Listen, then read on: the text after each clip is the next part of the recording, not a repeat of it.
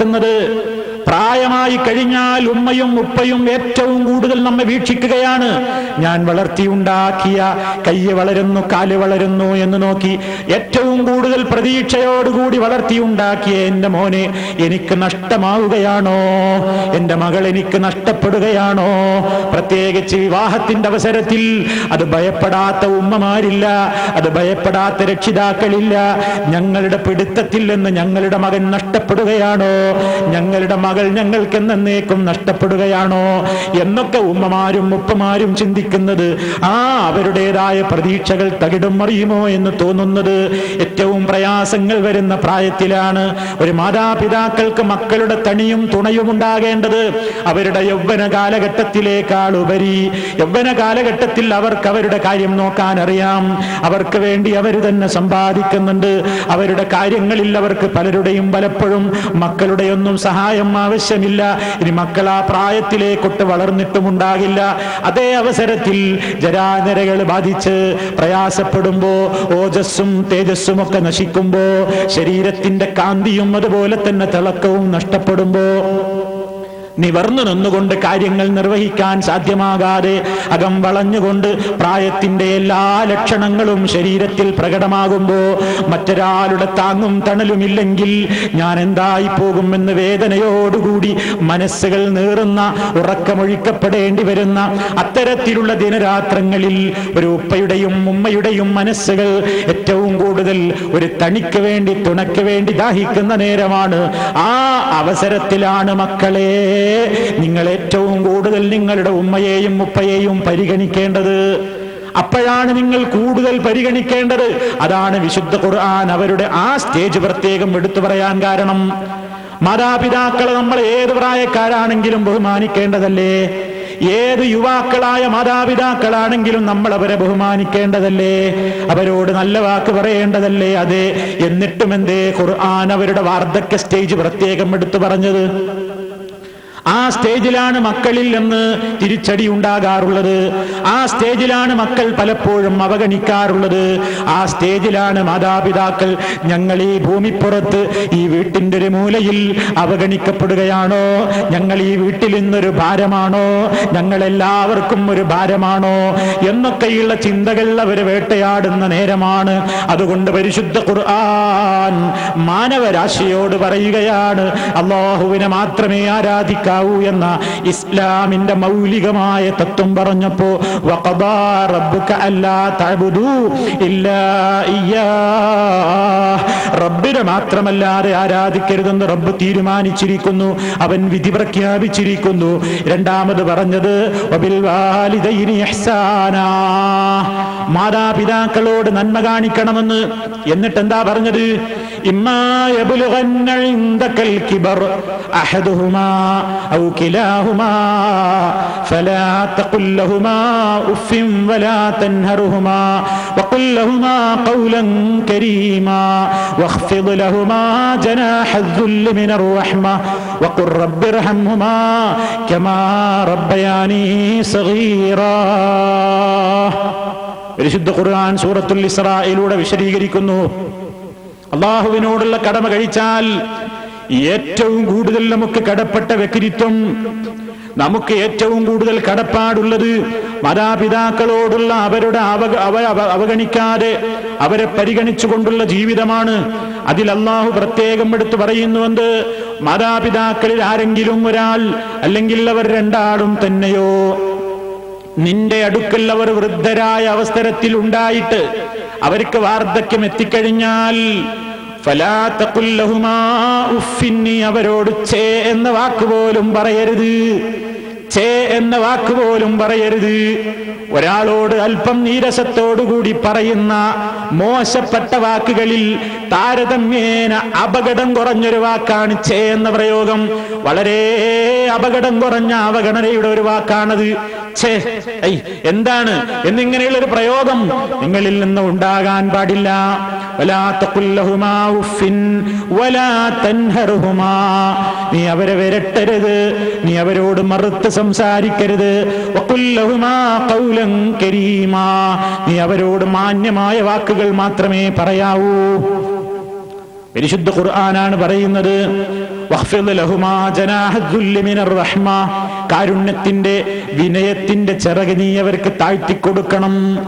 വഖ്ഫിദ് ലഹുമാ ജനാഹദ്ദുല്ലി മിനർ റഹ്മതി വഖുർ റബ്ബിർഹംഹുമാ കമാ റബ്ബയാനി സഗീറാ. നീ അവർക്ക് വേണ്ടി പ്രാർത്ഥിക്കുകയും ചെയ്യണം. നമുക്കത് വിശദീകരിക്കാറുണ്ട്. ഇവിടെ നിങ്ങൾ നോക്കൂ, അല്ലാഹു നമുക്ക് വളരെ വ്യക്തമായി വിശദീകരിച്ചു തരികയാണ്. മനസ്സ് പൊട്ടിയിട്ട് അവരുടേതായ ഏതെങ്കിലും മനസ്സ് വിഷമിപ്പിക്കുന്ന നിലക്കുള്ള ഒരു സ്വഭാവം പെരുമാറ്റം നമ്മളിൽ നിന്ന് ഉണ്ടാകാതെ സൂക്ഷിക്കണം എന്ന് ആകത്തുക. അല്ലാഹുവിന്റെ റസൂല് നമുക്കത് വിശദീകരിച്ചു തന്നിട്ടുണ്ട്. അവഗണനയാണ് ഏറ്റവും കൂടുതൽ ഇന്ന് മാതാപിതാക്കൾ പേറുന്ന ദുരന്തം. അവരുടെ മനസ്സിലെ വേവലാതിയതാണ്. മക്കൾ തങ്ങളെ പരിഗണിക്കുന്നില്ല, മക്കൾക്ക് ഞങ്ങളൊരു ഭാരമാണ് എന്ന് തോന്നുന്നൊരവസ്ഥ. അതിനുവേണ്ടി അതനുസരിച്ചുള്ള പ്രവർത്തനം തന്നെ ഇന്ന് മക്കളും ചെയ്യുന്നു. സുഹൃത്തുക്കളെ, നമ്മൾ ഏറ്റവും കൂടുതൽ ചെയ്യേണ്ടത് ഉമ്മയുടെയും ഉപ്പയുടെയും മനസ്സിനെ സന്തോഷിപ്പിക്കുകയാണ്.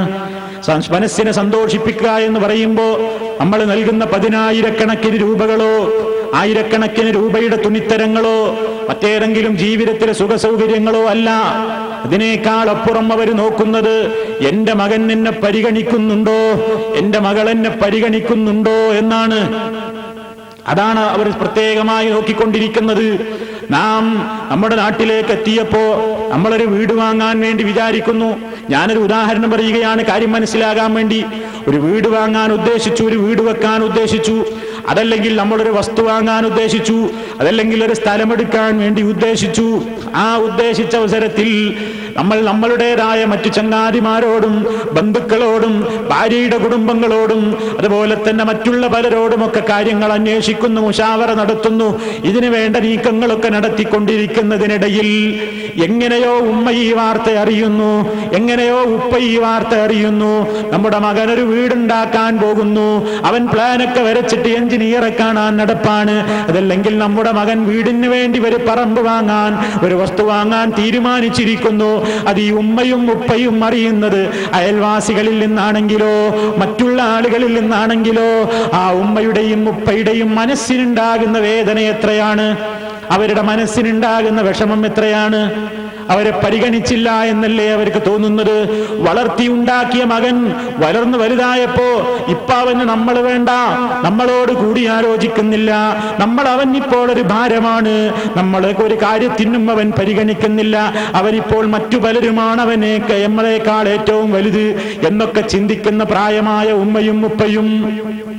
ആ മനസ്സിനുണ്ടാകുന്ന വേദന, ആ മനസ്സിനുണ്ടാകുന്ന വേദന കഴുകിക്കളയാൻ ഒരു 10,000-ന്റെ കെട്ട് നമ്മൾ അവരുടെ മുമ്പിൽ കൊണ്ടുപോയിട്ടത് കൊണ്ട് ആ മനസ്സിന്റെ വേദന മാറുകയില്ല. അതേ അവസരത്തിൽ സുഹൃത്തുക്കളെ, നാം അങ്ങനെ ഒരു കാര്യത്തിന് വേണ്ടി ഒരുങ്ങുമ്പോ ഉപ്പയോട് പറയുന്നു അല്ലെങ്കിൽ ഉമ്മയോട് പറയുന്നു, ഉമ്മ ഞാനിങ്ങനെ ഒരു കാര്യം സ്ഥലമെടുക്കാൻ വിചാരിച്ചിട്ടുണ്ട്, അല്ലെങ്കിൽ ഉപ്പ ഞാനിങ്ങനെ ഒരു കാര്യം ചിന്തിക്കുന്നുണ്ട്, എന്താ ഉപ്പയുടെ അഭിപ്രായം, അതിന് ഇത്രയാണ് വില പറയുന്നത്, വില കൂടുതലാണോ ഉപ്പ, കുറവാണോ, എന്താണ് നിങ്ങളുടെ അഭിപ്രായം എന്നൊക്കെ പറഞ്ഞ് അവരുമായി ഒരു മുശാവറ നടത്തിയിട്ട് ഇനി സ്ഥലം വാങ്ങുകയാണെങ്കിൽ അല്ലെങ്കിൽ നമ്മൾ എന്തെങ്കിലും ഒരു ഇടപാട് നടത്തുകയാണെങ്കിൽ ഉപ്പയുടെ കയ്യിൽ അഡ്വാൻസ് കൊടുത്തിട്ട് ഉപ്പയോട് പറയുന്നു, നിങ്ങൾ ഈ അഡ്വാൻസ് കൊടുക്കണം, ഉപ്പാന്റെ കൈ കൊണ്ട് കൊടുക്കുന്നതാണ് എനിക്ക് ഏറ്റവും കൂടുതൽ ഇഷ്ടം, അതല്ലെങ്കിൽ എന്റെ പൊന്നു ഉമ്മ കൊടുക്കണം, എന്റെ ഉമ്മയുടെ കൈ കൊണ്ട് കൊടുക്കുന്നതാണ് എനിക്ക് ഏറ്റവും ഇഷ്ടം എന്ന് പറയുമ്പോ ആ ഉമ്മക്കും ഉപ്പക്കും നമ്മുടെ അഡ്വാൻസ് നമ്മുടെ കയ്യിൽ നിന്ന് വാങ്ങിയിട്ട് അവരെ ഏൽപ്പിക്കുന്നത് കൊണ്ട് ഉമ്മാക്കും ഉപ്പാക്കും എന്താ കാര്യം? അവർക്ക് വല്ല നോട്ടും കിട്ടുന്നുണ്ടോ? അവർക്ക് അതുകൊണ്ട് വല്ല ഗുണവും കിട്ടുന്നുണ്ടോ? ഇല്ല. പക്ഷേ എങ്കിലും നാം നൽകുന്ന 1000-കണക്കിന് ദിർഹമുകളേക്കാൾ അവരുടെ മനസ്സിന് സന്തോഷമുണ്ടാക്കുന്ന ഒരു പെരുമാറ്റമാണത്. എന്റെ മകൻ എന്നെ പരിഗണിച്ചല്ലോ, എന്റെ മകൾ എന്നെ പരിഗണിച്ചല്ലോ.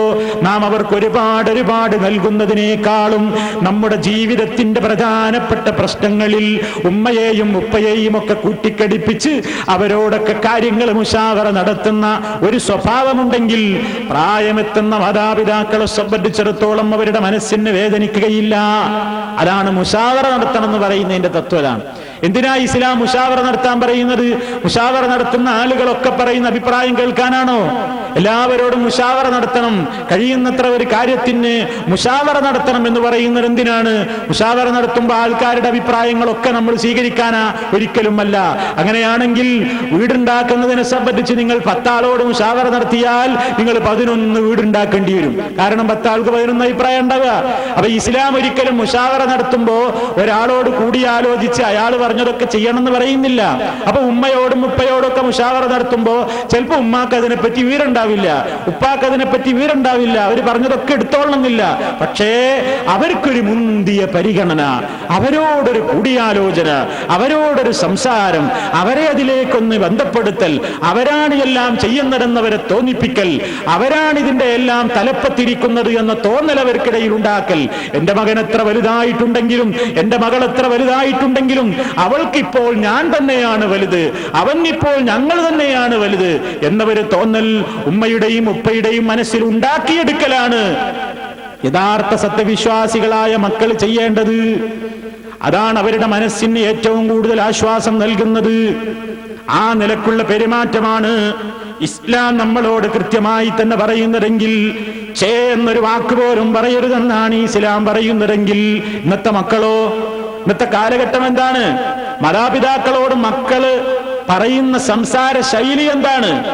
സിനിമകളിലൂടെ, സീരിയലുകളിലൂടെ പണം കിട്ടാൻ വേണ്ടി നടീനടന്മാർ നടിച്ചു തീർക്കുന്ന, അല്ലെങ്കിൽ അഭിനയിച്ചാടി തിമർക്കുന്ന ചില ഡയലോഗുകളുണ്ട്. അവിടെ അച്ഛനും അമ്മയുമായി അഭിനയിക്കുന്ന ചില ആളുകൾ, ഉമ്മയും മകനുമായി അഭിനയിക്കുന്ന ആളുകൾ, മകനും ബാപ്പയുമായി അഭിനയിക്കുന്ന നടീനടന്മാർ, അത് ജീവിതമല്ലല്ലോ. അവിടെ വെറും നാട്യമാണ്, വെറും അഭിനയമാണ്, പണത്തിന് വേണ്ടിയുള്ള കാപട്യമുള്ള നാട്യമാണത്.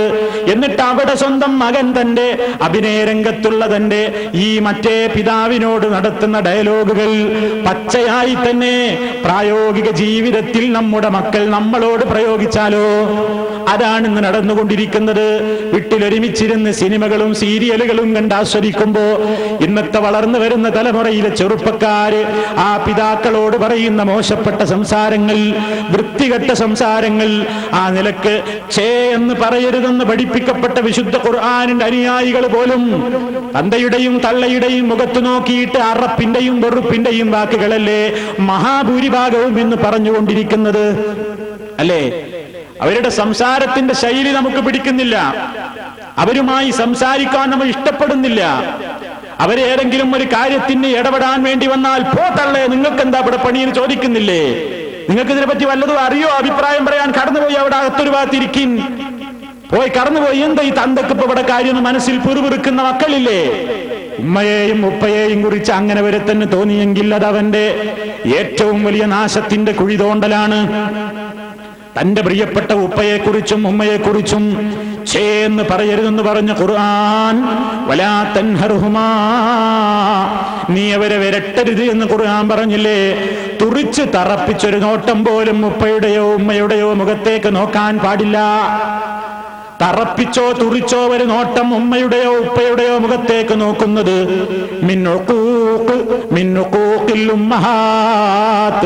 മാതാപിതാക്കളെ ബുദ്ധിമുട്ടിക്കുന്ന പാതകമായ കുറ്റത്തിലാണ് ഞങ്ങൾ ഗണിച്ചിരുന്നതെന്ന് മഹാന്മാരായ സ്വഹാബിമാർ പറഞ്ഞതായി നമുക്ക് റിപ്പോർട്ടുകൾ കാണാം.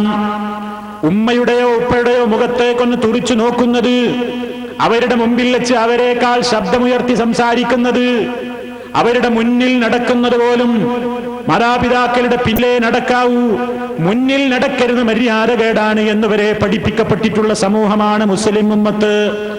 ആ നിലക്ക് ഗൗരവത്തോടുകൂടി അവരെ നിങ്ങൾ വളരെ കൃത്യമായി ബഹുമാനത്തോടുകൂടി ആദരവോടുകൂടിയുള്ളതല്ലാത്ത ഒരു സംസാരവും നടത്തിക്കൂടാ എന്ന് കൃത്യമായി അല്ലാഹു സുബ്ഹാനഹു വ തആല പറയുന്നു.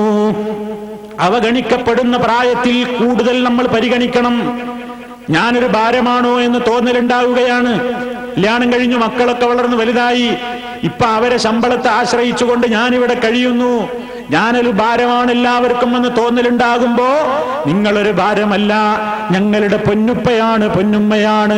അവരുടെ മനസ്സിന് കുളിരുണ്ടാകുന്ന, സന്തോഷമുണ്ടാകുന്ന പെരുമാറ്റങ്ങൾ കൂടുതൽ കൂടുതൽ മക്കളെ നിങ്ങൾ കാണിക്കണേ എന്നാണ് ഇസ്ലാം പറയുന്നത്. ഇമ്മാ യബ്ലുഗന്ന ഇൻദകൽ കിബർ അഹദുഹുമാ ഔ കിലാഹുമാ ഫലാ തഖുൽ ലഹുമാ ഉഫിൻ വലാ തൻഹർഹുമാ വഖുൽ ലഹുമാ ഖൗലൻ കരീമാ.